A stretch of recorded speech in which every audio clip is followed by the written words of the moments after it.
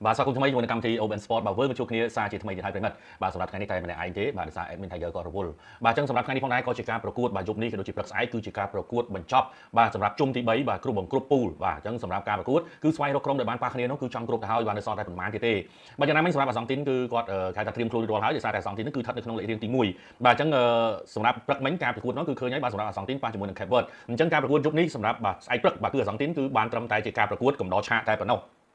ទោះបីជាមានលទ្ធផលប្រែប្រួលប៉ុណ្ណាក៏ដោយក៏អាសង់ទីនឈរលេខរៀងទី1ដដែលហើយនឹងត្រូវជួបជាមួយនឹង Cape Verde បាទហើយបើសិនជាយើងនិយាយពីបារាំងវិញបន្ទាប់ពីការប្រកួតដ៏ស្វិតស្វាញគឺត្រូវប៉ះគ្នាជាមួយនឹងស៊ុយអែតបាទគណៈពេលដែលអង់គ្លេសគឺនៅទេប្រិមិត្តបាទអង់គ្លេសក៏នៅបាទប៉ូទុយហ្គាល់ក៏នៅបាទមិនដឹងថាត្រូវប៉ះជាមួយនឹងណាទេបាទរងចាំអត់មើលនៅក្នុងយប់នេះក៏ដូចជាព្រឹកស្អែកបាទហើយសម្រាប់ម្ចាស់ផ្ទះបាទសហរដ្ឋអាមេរិកបាទក៏រកឃើញបាទក្រុមដែលត្រូវប៉ះហើយបាទគឺបូស្នីបាទហើយក៏ដូចជាមិចស៊ីកូនៅទេណាប្រិមិត្តបាទមិចស៊ីកូអត់ទាន់រកក្រុមដែលត្រូវលេងជាមួយឃើញទេបាទក៏ដូចជាម្ចាស់ផ្ទះកាណាដាបាទរកឃើញដូចគ្នាបាទគឺបាទអាហ្វ្រិកខាងត្បូងបាទហើយសម្រាប់ក្រុមលេខ3ល្អមកដល់ពេលនេះគឺចូលរួមសោកស្ដាយមែនទែនបាទមិនថាសោកស្ដាយអីទេបាទគ្រាន់តែលទ្ធផលនោះគឺ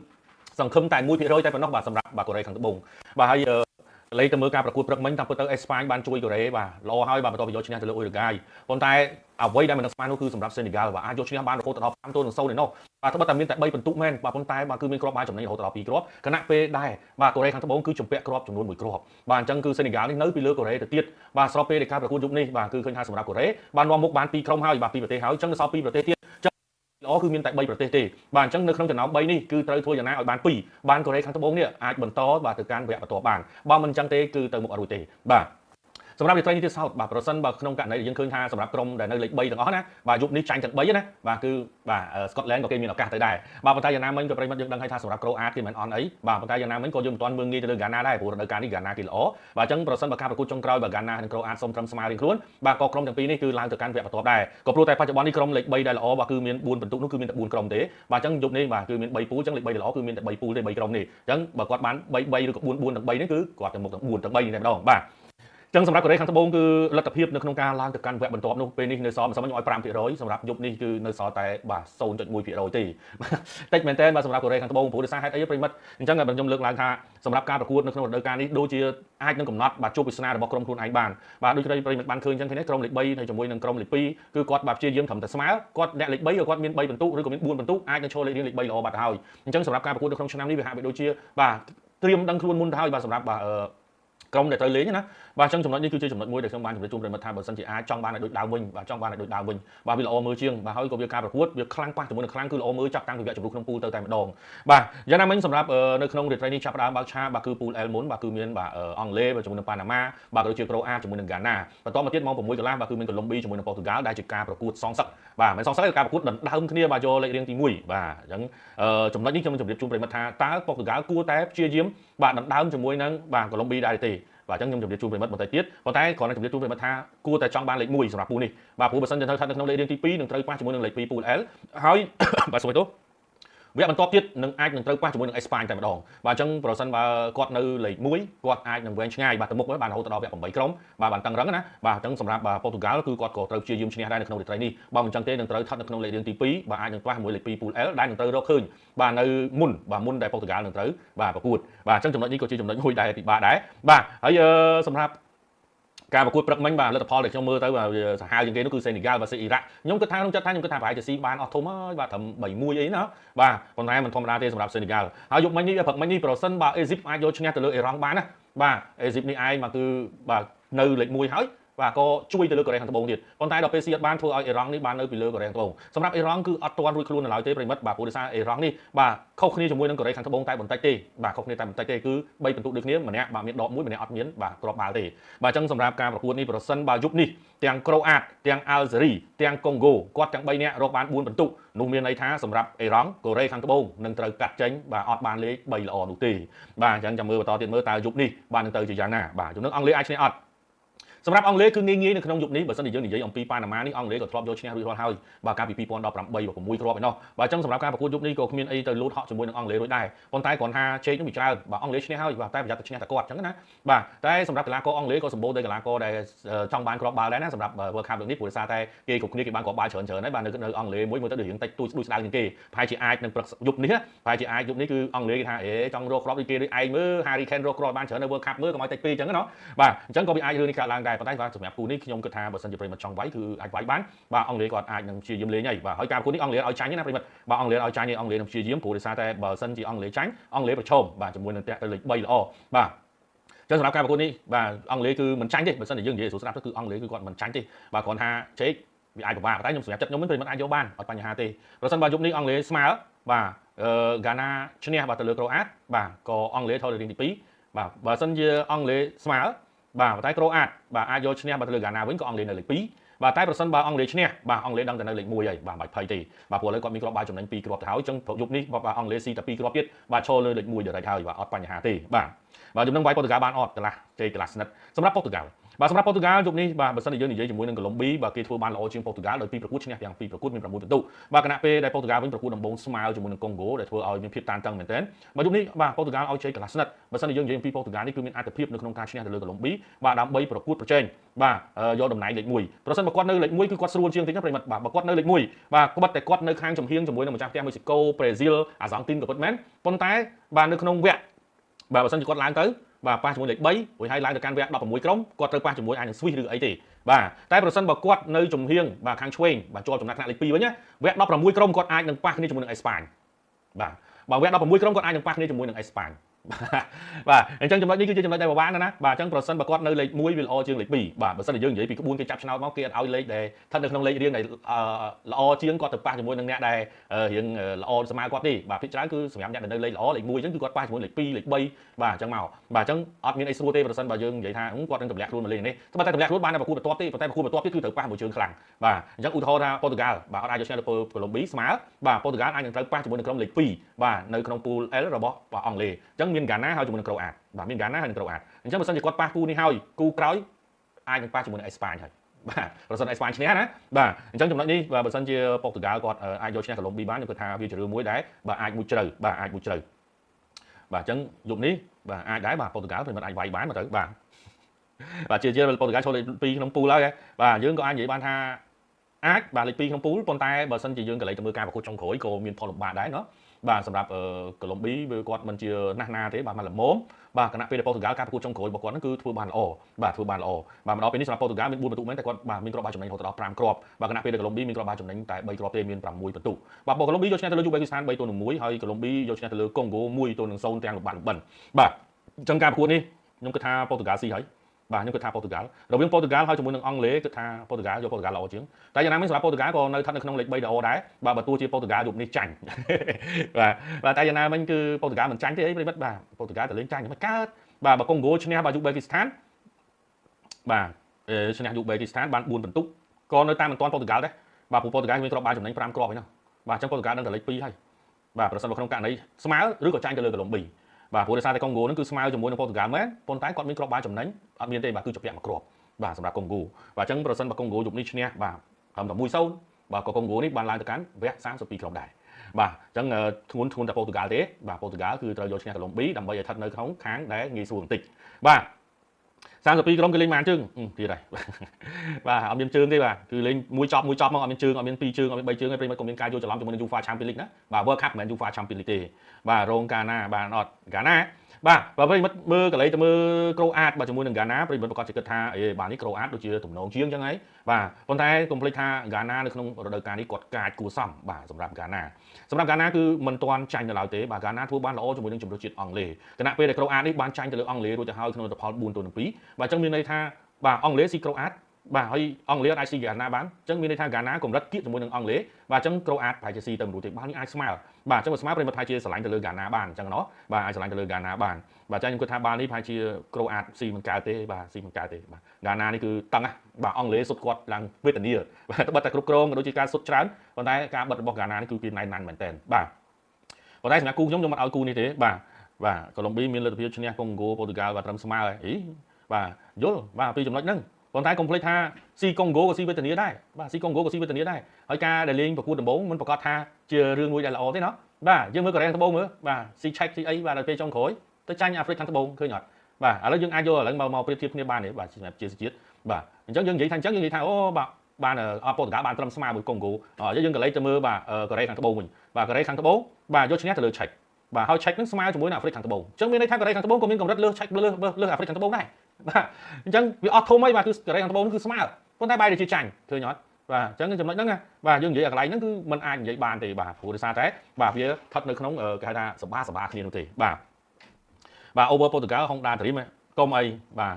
Portugal លេងស្អែកព្រឹកម៉ោង 6 កន្លះបាទសម្រាប់ Portugal បាទអរគុណច្រើនប្រិយមិត្តអរគ្នាបាទផាឡាបាទនិស័យអរគុណបាទយើងស្វាគមន៍ទៅកាន់ប្រិយមិត្តយើងតិចទៅបាទមុននឹងយើងឈានចូលដល់បាទព័ត៌មានរបស់យើងថ្ងៃនេះណាបាទសួស្តីទៅកាន់ហុងកឹមតុងបាទញ៉ាភីរ៉ាបាទសួស្តីទៅកាន់បងខុងកូនពៅបាទថលវាសនាក៏ដូចជាវ៉ៃតារ៉ាបាទញ៉ាភីរ៉ាបាទសួស្តីគ្នាទៅកាន់សាឡេះបាទសួស្តីកាន់ជាជាតិបាទក៏ដូចជាបាទលេងដុល្លារបាទអេរ៉ង់សង្ឃឹមឡើងច្រើនបាទស្មើតែ 80% កូរ៉េ 20% มันអាចនិយាយចឹងបានទេបាទពិបាកនិយាយបាទហេតុអីខ្ញុំថាពិបាកនិយាយបាទមកដល់ពេលនេះគឺសម្រាប់អេរ៉ង់គឺគាត់មាន3ពិន្ទុចំណេញទៅលើកូរ៉េខាងត្បូងតែបន្តិចទេគឺដោយសារតែអត់មានគ្រាប់បាល់បាទដកបាទគ្រាប់បាល់របស់គាត់0ហើយគិតមកយុគនេះប្រសិនបើក្នុងករណីយុគនេះយើងឃើញទាំងអូទ្រីទាំងអាហ្សេរីគេមាន3ពិន្ទុហើយអញ្ចឹងមានន័យថាប្រសិនបើគាត់ទាំងពីរនាក់បូគ្នាចាប់ដៃគ្នាស្មើបាទដូចករណីប៉ារ៉ាហ្គាយអញ្ចឹងណាចាប់ដៃគ្នាស្មើបាទពិន្ទុគឺអ្នកលេខ3ល្អ4ពិន្ទុបាត់ហើយលើអេរ៉ង់បាត់ទៅហើយឃើញអត់បាទសម្រាប់ពូខេបាទប៉ូទុយហ្គាល់កូឡុំប៊ីបើសិនជាកុងហ្គោយុគនេះយកឈ្នះទៅលើយូបេគីស្ថានក៏បាន4ពិន្ទុដែរនៅពីលើអេរ៉ង់បាត់ទៅហើយបាទសម្រាប់ពូចុងក្រោយបាទលេខ3ល្អគឺក្រូអាតបាទអញ្ចឹងបើក្រូអាតយុគនេះបាទស្មើត្រឹមតែស្មើទេបាទក៏ក្រូអាតនៅពីលើអេរ៉ង់ដែរឃើញអត់បាទអញ្ចឹងមិនមែនថាបាទប្រិមត្តថាអីអត់ទេបាទបាល់នេះគឺអេរ៉ង់ស្រួលជាងត្រឹមត្រូវបាទដោយសារតែអេរ៉ង់យកឈ្នះទៅលើកូរ៉េបានតែបន្តិចទេបាទគឺគ្រាប់បាល់មួយគ្រាប់បាទព្រោះថាកូរ៉េដកមួយគ្រាប់បាទសម្រាប់អេរ៉ង់គឺ0បាទតែពិតបាល់ដែលស៊ីចុងក្រោយទៅលើអេស៊ីព្រឹកមិញនេះបើគុំអូសាយគឺអេរ៉ង់បានទៅមុខបាត់ទៅហើយបាទសុនដាលីបាទសុនឌីឡៃនបាទឌីឡៃនបាទស្ដីទៅកាន់បាទរ៉ូឡិចប្រេស៊ីធ្លាក់របស់ជប៉ុនណាហៅឡង់ធ្លាក់របស់ម៉ារ៉ុកបាទសូវិជាទីវបាទសុំលីង Telegram តា live មួយមកអូយបាទអត់មានទេបាទបិនវាយបាទក្រុមលេខ3ត្រូវលេងជាមួយលេងមួយប្រកួតទៀតអត់បាទអត់មានទេបាទក្រុមលេខ3ល្អត្រូវទៅប៉ះជាមួយនឹងក្រុមលេខ1បាទតាមពូលបាទក្រុមលេខ3ល្អត្រូវប៉ះជាមួយនឹងក្រុមលេខ1តាមពូលបាទមនឈីវថាបាទហើយឆាន់រស្មីស្ដីទៅកាន់បាទមនស្ដួយខ្មែរបាទស្ដីទៅកាន់ញ៉ាភីរ៉ាបាទក៏ដូចជាពេងបាទថានៀតបាទតារ៉ាហ្វអែលអាវបាទអាចលេងពេញម៉ោងបាននៅពេលណាប្រហែលជាខ្ញុំមើលទៅលោកគ្រូគាត់ព្យាយាមដាក់ដែរប៉ុន្តែមើលទៅដូចជាការបញ្ចេញសមត្ថភាពរបស់គាត់នៅមានកម្រិតចឹងណាបាទខ្ញុំគិតថាប្រហែលជាដាក់មាននេតូអីច្រើនជាងបាទកុងហ្គោមិនដែរបាទជួនច័ន្ទធីបាទក៏ដូចជាដុំ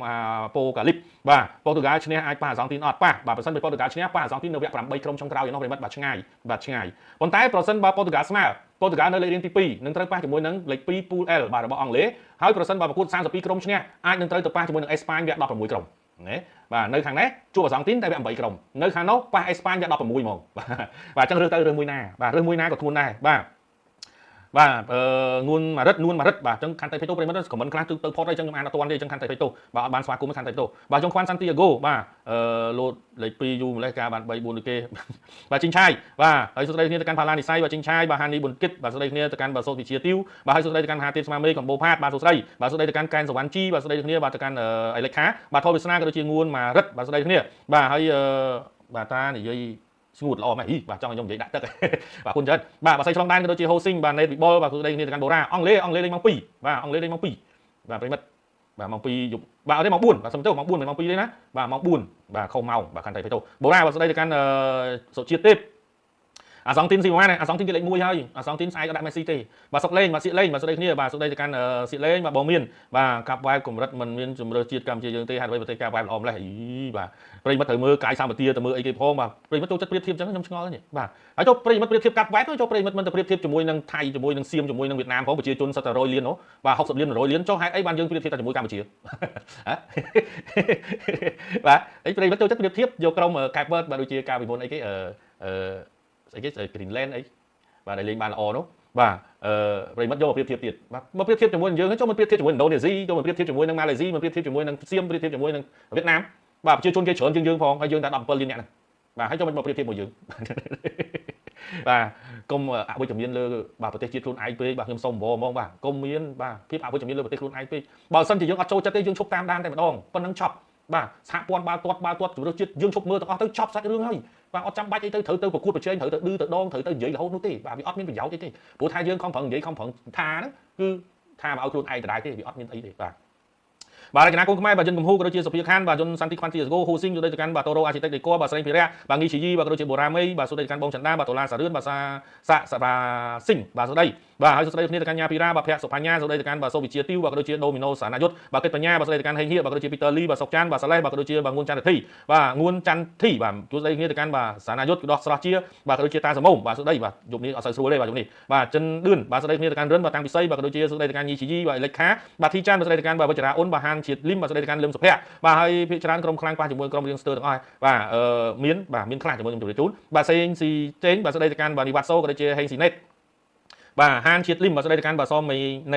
ៃណាងមែនបាទសំណាងមែនបាទប៉ូទុយហ្គាល់ឆ្នះកន្លងពីរបស់3-1បាទស្រីបានតែ2-1ហ្នឹងក៏ល្អដែរបាទសុកសុភាបាទចង់ឲ្យប៉ូទុយហ្គាល់ VS 2ទីម8ក្រុមបាទចាំមើលតទៅទៀតសិនប៉ុន្តែខ្ញុំមើលតែអត្រាខ្ពស់បាទឧបលោកបាទស្ដីទៅកាន់ចុងស៊ុនបាទយំមិញណកវេមិនបានគេដាក់ហាក់ឡែនអញ្ចឹងគេដឹងតែគេនៅលេខ1បាទលេខ1លេខ2ហើយបាទអញ្ចឹងគេថែរក្សាជើងហាក់ឡែនអូដេហ្គាតទុកទៅលេងវគ្គ32ក្រុមល្អជាងបាទនេះជាមូលហេតុដែលគេអត់ដាក់ព្រោះ6ពិន្ទុស្មើជាមួយនឹងបារាំងហើយគាត់លេងយុគនេះទាំងពីរនាក់គឺគ្រាន់តែចាំដើម្បីស្វែងរកក្រុមទៅឡើងលេខ1និងលេខ2តែប៉ុណ្្នឹងឯងបាទហើយសៀច័ន្ទលក្ខបាទស្ដីទៅកាន់ហានសិបលៀនបាទនៅបាទអត់ទេបាទជាតិលីមបាទចាំជួបគ្នានៅព្រីមលីកបាទនៅការក្រោយបាទហើយមូហាម៉ាអាលីបាទចាប់វគ្គ32ទៅគឺលេងតែមួយជើងបាទអត់មាន2បីជើងទេប្រិមិត្តណាបាទជម្រាបជូនប្រិមិត្តម្ដងទៀតការប្រកួតទាំង World Cup ទាំង Euro អត់ដែលមាន2ជើងទេបាទលេងការមានយើងនិយាយស្រួលស្ដាប់ទៅងាយទេឲ្យតែមានអ្នកណាធ្វើជាម្ចាស់ផ្ទះបាទហើយយើងទៅលេងនៅម្ចាស់ផ្ទះតែមួយគឺអត់មាន2ជើង3ជើងកន្លះជើងអីទេបាទលេងតែនៅក្នុងចំនួនក្នុងពូលលេងបាន2ប្រកួតឬក៏3ប្រកួតបន្តមកទៀតគឺលេងបាទ knock out តែម្ដងមានន័យថាចាញ់ធ្លាក់តែម្ដង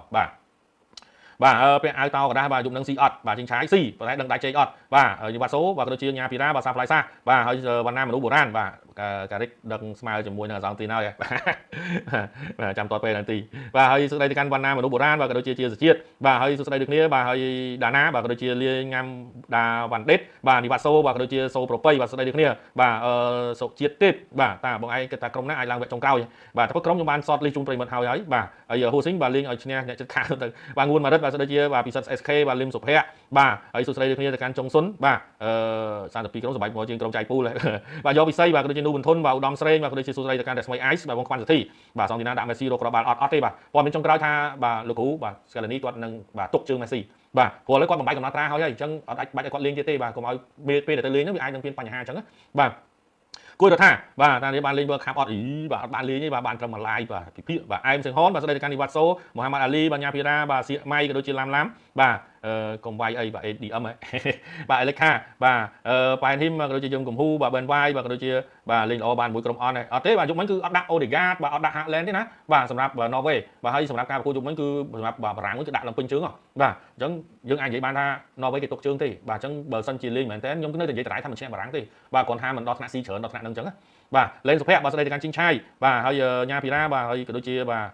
ទសូវិជាទីវអត្ថាធិប្បាយបាទប៉ុន្តែដោយសារឥឡូវយើងមិនអាចនិយាយបានបាទសុកពីនបាទស្ដីទៅកាន់ញ៉ាពីរ៉ាក៏ដូចជាលីមសុភ័ក្របាទអាសងទីនខ្ញុំនិយាយដដែលណាអាសងទីនហើយជាមួយនឹងប៉ាណាម៉ានេះគេហៅថាលេងប្រគ្រប់កិច្ចទេបាទលេងប្រគ្រប់កិច្ចទេអាសងទីនក៏នៅលេងបាទសុំអាសងទីនប៉ាណាម៉ាបាទអាសងទីនដែលត្រូវប៉ះគ្នាជាមួយនឹងសកដង់នេះបាទគឺលេងប្រគ្រប់កិច្ចទេសកដង់ក៏ធ្លាក់បាទអាសងទីននេះក៏នៅលេខ1បាទហើយសួរតដៃជែកអត់ខ្ញុំឆ្លើយមកចេញមើលអាឡម៉ង់ទុកឲ្យអេក្វាដ័រស៊ីផងហ្នឹងបាទអញ្ចឹងធ្វើមិនដូចម្ចាស់ផ្ទះអាមេរិកទុកឲ្យទុក PC អីចឹងបាទគេដឹងលេខ1គេចង់ប្រឹងលេងអីទៀតបាទចិនចន្លីបាទស្ដីគ្នាចិនចន្លីបាទសុបាយបាទខាងជួបគ្នាយូរបាទហើយសេងស៊ីចេងបាទតាក្នុងណា200ខួរបាទអង្គុយ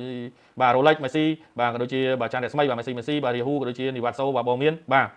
ទអេមីនហៃក៏រវល់បាទហើយស្នាវីកូនប៉ាក៏ដូចជាជីងឆាយបាទបងមានបាទថ្ងៃនេះឯកែបាទហើយរ៉ាសេតអាម៉ាត់បាទសួស្ដីបាទជ័យរទីបាទសាឡេះបាទខ្ញុំនឹងឡាយអង់គ្លេសអត់ទេបាទចាំជួបគ្នាប៉ូទុយហ្គាល់បាទជាមួយនឹងកូឡុំប៊ីបាទមក6កន្លះបាទសុកពីនបាទគុណច្រើនបាទសុកពីនបាទផាឡានីសៃបាទហើយនៅក៏បានបាយពូឈប់បាទស្ដីគ្នាទៅកាន់បុនរ៉ាខេមអមមូហាម៉ាត់អាលីសូផាបាទញៀបយបែតបយបាទពូវេតទម្រង់លេងអេស្ប៉ាញព្រឹកមិញបាទប៉ះមួយបារាំងម្ដងទៀតបាទបារាំងតបវិញបាទបារាំងសងសឹកវិញហើយប៉ះម្ដងទៀតបាទសម្រាប់ការលេងយើងមិនទាន់អាចនិយាយបាន 100% ទេបាទព្រោះបើសិនជាយើងនិយាយអំពីអេស្ប៉ាញព្រឹកមិញបាទឥឡូវអេស្ប៉ាញមានដំណឹងអវិជ្ជមានមួយហើយបាទគឺសម្រាប់ពីណូបាទគឺគាត់បាទរងរបួសហើយអត់បានបន្តជាមួយជំនឿជាតិអេស្ប៉ាញទេហើយមួយរូបទៀតគឺនីកូវីលៀមនេះគឺអត្រាខ្ពស់មែនតើប្រហែលជាអត់អាចចូលរួមជាមួយនឹងជំនឿជាតិអេស្ប៉ាញបានទេនេះគឺជាចំណុចមួយដែលបាទសម្រាប់អេស្ប៉ាញគឺអាក់ខានហើយបាទអត់មានបាទនីកូវីលៀមទៀតទេអញ្ចឹងប្រហែលជាបាទ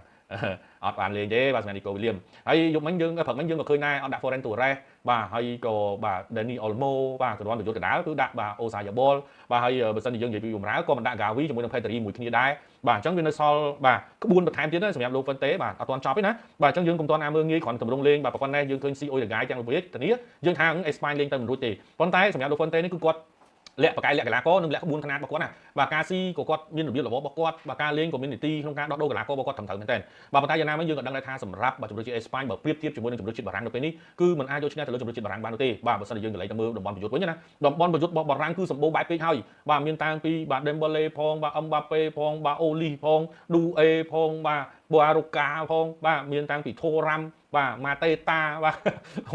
ទប្រយុទ្ធនោះគឺថាសម្បូរបែបតែម្ដងបាទហើយតំបន់បម្រើនោះគឺមានតាំងពីរីយ៉ានឆេគីបាទគាត់ឃើញរីយ៉ានឆេគីនោះបាទនិយាយទេប្រិមិត្តបាទមានរបត់មានអីបន្ថែមទៀតបាទប៉ុន្តែគាត់ថាបម្រើបើប្រៀបធៀបមួយប៉ូទុយហ្គាល់សម្បូរបម្រើល្អជាងហើយបើសិនជានិយាយពីតំបន់ការពារអូខេបាទមកល្មមបាទមិនជាណាស់ណាទេបាទសម្រាប់ប្រជាបារាំងប៉ុន្តែអ្វីដែលពិបាកបំផុតនោះគឺមិនដឹងបិទអ្នកណាទុកអ្នកណាដោយសារតែតំបន់ប្រយុទ្ធរបស់បារាំងគឺច្រើនពេកបាទហើយសម្បូរហើយសិតតែអ្នកល្អទៀតបាទយើងគិតមើលបើសិនជាដាក់ Dembele ហើយជាមួយនឹងបាទ Mbappe លេងមួយគ្នាប្រិមិត្តបិទអ្នកណាបាទបិទអ្នកណាទុកអ្នកណាព្រឹកមិញយើងឃើញទេណាបាទតើមើល Mbappe នោះទលាយ Dembele ហើយ Dembele បាទមួយជើងពីចង្ងាយច្បាស់ហើយរត់លឿនទៀតបាទលឿននិយាយទៅប្រហាក់ប្រហែលជាមួយនឹង Mbappe សិតតែអ្នកលឿនហើយសុទ្ធច្បាស់បាទតែបើសិនជាយើងនិយាយពីច្បាស់អូខេបាទ Mbappe ឥឡូវគឺគាត់មើលទៅរឿងធំថយនៃការសុទ្ធបញ្ចប់ទីច្បាស់បន្តិចណាប៉ុន្តែ Dembele គឺប៉ុណ្ណាបាទប្រិមិត្តបាទមករយៈចុងក្រោយជាពិសេសគឺការត្រឡប់មិនត្រឡប់ទេគឺការទៅកាន់ទៅប៉ារីសសម្រាប់ Dembele នេះគឺការបញ្ចប់ទីរបស់គាត់គឺបាទគេថាបរាជ័យតិចមែនតើបាទអញ្ចឹងចំណុចនេះគឺជាចំណុចមួយដ៏ខ្លាំងរបស់ក្រុមជម្រើសជាតិបារាំងជាមួយនឹងកីឡាករបាទ Super Speed ពីររូបបាទគឺ Mbappe ហើយជាមួយនឹងបាទ Dembele អ្វីដែលកាន់តែធ្វើឲ្យក្រុមបារាំងកាន់តែបាទខ្លាចទៅជាខ្លានោះស្លាប់នោះគឺ Olis ដែល Olis នេះបាទប្រិយមិត្តដឹងស្រាប់ហើយបាទមកដល់ពេលនេះគឺសម្រាប់ការបម្រើបាទអាស៊ីសបាទមិនបម្រើទេគឺការអាស៊ីសនៅក្នុងរដូវកាល2025-2026គឺបានទៅលើគាត់បាទឥឡូវមិនត្រឹមតែអាស៊ីសនៅឲ្យបាយមិនិចទេឥឡូវអាស៊ីសមកដល់បាទក្រុមជម្រើសជាតិបារាំងបន្ថែមទៀតអញ្ចឹងសម្រាប់ Olis នេះបើគិតមកដល់ពេលនេះសម្រាប់តំបន់ស្លាប់ប្រយុទ្ធខាងស្ដាំគឺគាត់ហើយបាទប៉ុន្តែបើសិនជាយើងប្រៀបធៀបជាមួយគ្នាជាមួយនឹង Yamal បាទអូខេបាទយើងអាចនិយាយបានថាប្រៀបធៀបគ្នាបានប៉ុន្តែក៏ខ្ញុំបានផ្ដល់តម្លៃឲ្យទៅកាន់ Olis វិញបាទព្រោះដោយសារតែ Olis គឺជួយក្រុមបានច្រើនជាង Yamal បាទសម្រាប់ Yamal គឺគាត់នៅពេលវេលាបន្ថែមទៀតព្រោះដោយសារតែគាត់ក្មេងប្រិមត្តទើបតែមានវ័យ18ឆ្នាំទេអញ្ចឹងសម្រាប់ Yamal គាត់នៅសល់ពេលវេលាត្រូវដុសខាត់បាទហើយបើសិនជាយើងនិយាយអំពីឥឡូវតាមមួយណាល្អជាងខ្ញុំសូមផ្ដល់ឲ្យទៅកាន់ Olis ហើយបាទព្រោះ Olis គឺគេជួយបានក្រុមបានច្រើនជាងទៅកាន់ Yamal ហើយសម្រាប់ Yamal គឺគាត់នៅវ័យដែលត្រូវការបាទដុសខាត់បាទនៅកម្រិតរបស់គាត់បន្ថែមទៀតបាទហើយមួយទៀតតកតងជាមួយនឹង Yamal បាទបើសិនជាគាត់នៅតែបន្តបាទជាមួយនឹងរឿងស្នេហាអត់ផ្ដោតអារម្មណ៍ធំជាមួយនឹងបាល់ទាត់ទេមើលទៅការរំពឹងបាទទាំងបាទកីឡាករមួយចំនួនបាទជើងចាស់មួយចំនួនដែលរំពឹងទៅលើគាត់នឹងប្រហែលជាបាទបរាជ័យហើយបាទហេតុអីទៅប្រិមិត្តបាទខ្ញុំឃើញទៅគាត់មើលគាត់ដូចជាឆ្លក់ជាមួយនឹងរឿងស្នេហាច្រើនបាទមិនទាន់បានអីហ្នឹងទៅ World Cup នឹងបង្ហោះរូបភាពជាមួយនឹងបាទនារីទៀតហើយបាទអញ្ចឹងយើងអត់ដឹងថាយ៉ាងណាយ៉ាងណីទេបាទទើបតែបែកជាមួយនឹងបាទ Nico នោះថ្មីទេបាទឥឡូវដូចជាមានស្នេហាទៀតហើយបាទអញ្ចឹងមិនមែនថាចុះគេល្បីមិនឲ្យគេមានស្នេហាមិនស្នេហាគេអ្នកណាក៏គេមានដែរបាទប៉ុន្តែវ័យរបស់គាត់នេះគឺវ័យកំពុងតែស្ថិតនៅក្នុងការប្រកួតប្រជែងបាទ18ឆ្នាំទេយើងស្ថិតនៅក្នុងវ័យប្រកួតប្រជែងស្នេហាក៏យើងមានទៅតែមិនគុំចាំបាច់អីត្រូវទៅបង្ហាញហើយយើងមើលលក្ខណៈបាទដូចជា Phil Foden ដូចអីយើងឃើញគាត់ក្មេងដូចគ្នាប៉ុន្តែសួរតែគាត់ដែរញ៉ៃញ៉ៃទេគាត់ខំប្រឹងប្រែងដូចគ្នាប៉ុន្តែដល់ពេលចាប់ផ្ដើមមានកូនពិបាកទៅវិញបាទយើងធ្លាក់ទៅវិញបាទចំណុចហ្នឹងបាទអញ្ចឹងសម្រាប់កីឡាករបើសិនជាយើងចង់បាទដុសខាត់ខ្លួនឯងយើងមើលស៊ុនបាទឪពុករបស់ស៊ុនបានបញ្ជាក់ថាចង់ឲ្យគាត់ធ្វើម៉េចដើម្បីឲ្យអាជីពរបស់គាត់ល្អសិនបាទចាំគាត់ស្វែងរកគូអនាគតបាទអញ្ចឹងយើងឃើញហើយស៊ុនស្ដាប់សម្ដីឪពុករបស់គាត់ហើយមកដល់ពេលនេះត្បិតតែគាត់មិនទាន់មានស្នេហាអីមែនប៉ុន្តែពេលខ្លះក៏គាត់មានដែរប៉ុន្តែគេថាអាចកំបាំងណាបាទប៉ុន្តែសម្រាប់ឃើញថាឡាមីនយ៉ាម៉ានេះមើលទៅដូចជាបញ្ចេញបង្ហាញដូចជាពេកហើយបាទអ្នកវាយអាសងទីគួរមើលគំរូបាទអាឡម៉ង់ហ៎បាទសំឡេងតាស្ងួតដូចទៅរៀនម៉ាន់ថងទៀតយោយបាទអរគុណច្រើនហើយបារាំងចូលលេខ1ក្នុងពូបើឆ្លងវគ្គ16ក្រុមចុងក្រោយអាចជួបអាឡម៉ង់អូអាឡម៉ង់លើបារាំងគេចាត់ទុកថាគឺជាក្រុមមួយធម្មតាបាទប្រិមិត្តបាទមិនជាអីដែលគួរឲ្យកត់សម្គាល់ណាបាទបារាំងបើសិនជាគាត់មានការព្រឺបាទអាចនឹងព្រឺអាសង់ទីនបាទគាត់អាចនឹងព្រឺប៉ូទុយហ្គាល់បាទព្រោះដោយសារតែអាសង់ទីនគឺគាត់ធ្លាប់បានចាញ់ World Cup បាទកាលពី2022ហើយសម្រាប់ប៉ូទុយហ្គាល់ក៏បារាំងធ្លាប់ចាញ់ជាមួយនឹងបាទ Euro ហើយដែរបាទអញ្ចឹងគាត់រៀងព្រឺតិចតែបើសិនជាអ្នកនៅតំបន់អឺរ៉ុបដូចគ្នាបាទក្រៅពីគីឡូហ្នឹងគីឡូអាចនឹងប៉ះមួយអេស្ប៉ាញអីគីឡូបាទមិនទាន់ប៉ះគ្នាធំដុំអីគីឡូអាចនឹងឃើញគ្នាលើកនេះណាបាទប៉ុន្តែអ្វីដែលខ្ញុំបានសង្កេតឃើញកីឡាកររបស់បារាំងនោះគឺប្រយុទ្ធនោះក៏សម្បូរបែបពេកចំណុចហ្នឹងបាទហើយពេលមើលឌូអេឃើញអញ្ចឹងមិនតែលឿនក៏លឿនសុទ្ធក៏ច្បាស់ព្រឹកមិញបានមកគាត់ទៀតបាទអញ្ចឹងណាបាទអញ្ចឹងចំណុចនេះគឺពិបាកមែនទេបាទបងគាត់ទីបារាំងដាក់ណាក៏បានដែរបាទកីឡាកររបស់គាត់ហើយមកដល់ពេលនេះគឺមក World Cup នេះគឺក្រុមជម្រើសជាតិបារាំងគឺជាក្រុមមួយដែលបាទមានតម្លៃបាទខ្លួនកីឡាករដែលសរុបចូលគ្នានឹងច្រើនជាងគេបំផុតតាមការប្រាំប្រមាណគឺ1500លានជាងណាប្រិមិត្តបាទ1500លានជាងបាទសម្រាប់ក្រុមជម្រើសជាតិបារាំងទាំងមូលហើយសម្រាប់ជនជាតិឬក៏សញ្ជាតិដែលបានមកលេង World Cup នេះគឺច្រើនជាងគេបំផុតគឺសញ្ជាតិបារាំងនេះឯងបាទមានសញ្ជាតិបារាំងប៉ុន្តែដោយសារតែកីឡាករខ្លះចឹងទៅគាត់គិតថាប្រហែលជាមិនអាចមុជជ្រៅទៅឆ្ងាយជាមួយនឹងជម្រើសជាតិបារាំងទេព្រោះគេល្អច្រើនអញ្ចឹងណាអញ្ចឹងទៅគាត់ក៏ជ្រើសរើសយកសញ្ជាតិដើមរបស់គាត់ឬក៏គាត់ជ្រើសរើសយកសញ្ជាតិមួយទៀតអញ្ចឹងទៅបាទដោយអត់ចូលជាមួយនឹងជម្រើសជាតិបារាំងទេអញ្ចឹងគេចាប់ផ្ដើមរាប់បាទកីឡាករដែលមានសញ្ជាតិបារាំងប៉ុន្តែមិនលេងឲ្យប្រទេសបារាំងសរុបចូលគ្នាទាំងអស់គឺកីឡាករដែលមានសញ្ជាតិបារាំងគឺលេងឲ្យប្រទេសផ្សេងៗហ្នឹងគឺបូកចូលគ្នាច្រើនជាងគេបាទខ្លាចតែអង់គ្លេសនៅជាប់មុនអាគុំកាណាទេបាទមេស៊ីបាទបរមបារាណាបាទដល់វគ្គ30នាទីក្រុងពេលលេងចប់90នាទីសូមស្មាគេថែម15នាទី2ដងហើយ3នាទីបាទ ណាវ៉េឆ្លងទី2បើឆ្លងវ៉េ16ក្រុមប្រទេសចុងក្រោយជួបជប៉ុននិងប្រេស៊ីលឆ្លងកាត់រយៈ32សិនទៅបាទសម្រាប់ Norway កុំតាន់បាទរំពឹងខ្ពស់ទៅលើ Norway នោះពេកបាទ Norway ទៅប៉ះជាមួយនឹង Cote d'Ivoire ស្មើ Cote d'Ivoire នឹងអត់ណាបាទឆ្លងកាត់ Cote d'Ivoire ឲ្យចេញសិនទៅបាទសម្រាប់ Norway បាទប្រកួតចុងក្រោយដឹងតែខ្លួនមិនអាចមានសមត្ថភាពនៅក្នុងការយកឈ្នះបារាំងអត់ដាក់ Odegaard អត់ដាក់ Haaland លេងទេទុកជើងដើម្បីលេងប្រកួតក្រោយអញ្ចឹងការប្រកួតជាមួយនឹង Cote d'Ivoire ស៊ី Cote d'Ivoire ឲ្យបានសិនចាំយើងនិយាយអំពីគូប្រកួតបាទគាត់បន្តទៀតហើយបើសិនជាគាត់ស៊ី Cote d'Ivoire បានបាទអូខេគាត់អាចនឹងមានលទ្ធភាពនៅក្នុងការបាទមិនប៉ះប្រេស៊ីលប៉ះជប៉ុនបាទបាទអេលិចបឺណានៅស្ទើរណាបាទស្លាប់ឆ្វេងនីកូវីលីចាញ់នីកូវីលីមដាច់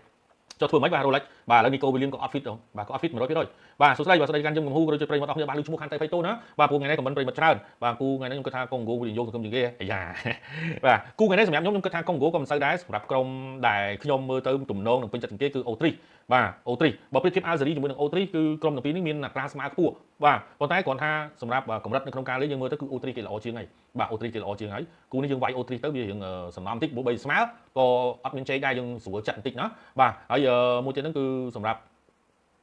់គូ over ខ្ញុំគិតថាបាទ over ក្រូអាតអត់កើតទ